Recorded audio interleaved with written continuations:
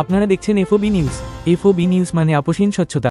যে মাননীয় মুখ্যমন্ত্রী মমতা বন্দ্যোপাধ্যায় যদি এই বছর 1,20,000 টাকা অনুদান না দিতেন, তাহলে গ্রাম বাংলায় আমাদের ছোট ছোট পুজোগুলো কিন্তু করা সম্ভব হতো না। সেই জন্য মাননীয় মুখ্যমন্ত্রীকে আমরা ধন্যবাদ, কৃতজ্ঞতা জানাই। কিন্তু আমার চোখে পড়েছে কিছু কিছু পুজো মণ্ডপে যেখানে আমাদের মাননীয় মুখ্যমন্ত্রী 1,10,000 টাকা অনুদান দিয়েছেন, তার একটা ছোট্ট ব্যানার করার কাজের মানসিকতা হয়নি।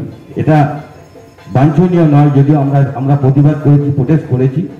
আমি চাইব যে সমস্ত পুজো মণ্ডপগুলো মমতা বন্দ্যোপাধ্যায়কে ধন্যবাদ, কৃতজ্ঞতা জানায়নি এবং তারা পুজোর অনুদানটা কিন্তু গ্রহণ করেছে, তাদেরকে যাতে আগামী বছর সেই অনুদানটা থেকে না পায় সেই রকম ব্যবস্থা প্রশাসনের কাছে আমরা আপিল করব।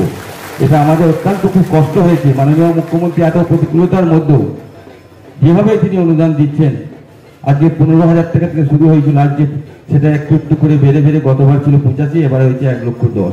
স্বভাবতই গ্রাম বাংলার পুজোর ক্ষেত্রে এটা একটা বিরাট ব্যাপার। এটা আমাদের কোটি টাকার সমান। আমার কাছে মনে হয়েছে, আমি গ্রামের ছেলে, ছোট ছোট আমাদের গ্রাম বাংলায় ছোট ছোট পুজো হয়। আমি বড় পুজো তাদের কাছে 1,10,000 টাকা হয়তো তাদের কাছে কোনো মূল্য নেই, কিন্তু আমাদের গ্রামের পুজোর ক্ষেত্রে এটা অনেক মূল্য এবং মানুষ এতে এতটা আনন্দিত হয়েছে যে বিশেষ করে অনেক মহিলা তারা অত্যন্ত আনন্দিত যে এইভাবে মাননীয় মুখ্যমন্ত্রী যদি আমাদের অনুদান দেন, তাহলে আমরা প্রতি বছর আমরা এই পুজোয় আনন্দ করতে পারবো, পুজোয় আমাদের ছেলে মেয়েদের নিয়ে পুজো মণ্ডপে ঘুরতে পারবো।